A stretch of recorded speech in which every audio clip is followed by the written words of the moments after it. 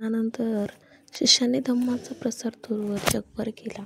धम्माची शिकवण सुरक्षित व अबाधित राहण्यासाठी बुद्धानंतर पहिल्या शतकात 2 धम्म परिषदा भरल्या व त्यामध्ये बुद्धांची शिकवण शुद्ध स्वरूपात जोपासण्याचा प्रयत्न झाला. पहिली परिषद बुद्धांच्या निर्वाणानंतर 3 महिन्यांनी राजगीर येथे 500 अरहंत भिक्खूंच्या समवेत पहिली परिषद झाली. या परिषदेचा प्रमुख उद्देश होता बुद्धांची धम्मतत्त्वे व नियम निश्चित करणे. भिक्खू महाकाश्यप यांच्या प्रमुख मार्गदर्शनाखाली ही पहिली परिषद झाली. मगधचे राजा अजातशत्रू यांनी परिषदेचे पालकत्व सांभाळले. परिषद 7 महिने चालू होती.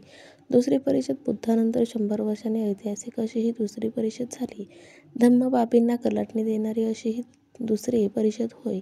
त्यावेळी वैशाली येथील वज्जीभूत भिक्खू संघ बुद्धांचे धम्मविषयी नियम अंमलात आणण्यास कसूर करीत होता.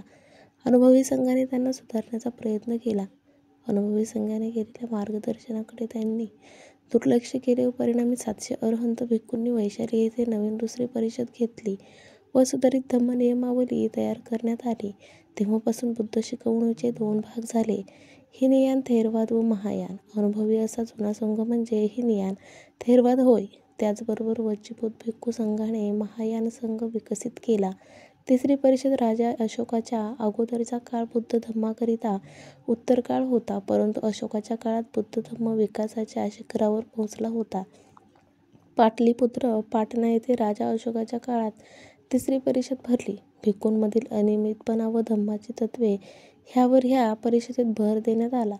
पाटणा सध्या बिहार राज्यातील राजधानी आहे. भिक्खू मोगलपुत्त यांच्या मार्गदर्शनाखाली व राजा अशोकाच्या पालकत्वाने ही परिषद यशस्वी झाली. 1000 अरहंत भिक्खूंनी परिषदेत भाग घेतला होता. परिषदेनंतर राजा अशोकाने 9 संघ विविध ठिकाणी धम्मप्रसारासाठी भारतात व भारताबाहेर पाठवले.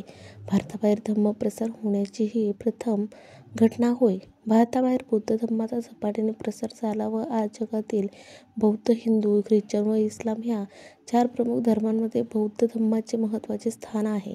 सध्या संपूर्ण जगात बौद्ध धम्माचे 2 संप्रदाय आहेत. 1. थेरवाद बौद्ध धम्म. 2. महायान बौद्ध धम्म. थेरवादी बौद्ध धम्म सध्या भारत, श्रीलंका, थायलंड, ब्रह्मदेश, लाओसा, कंबोडिया, मलेशिया, सिंगापूर, इंडोनेशिया या देशात मानला जातो.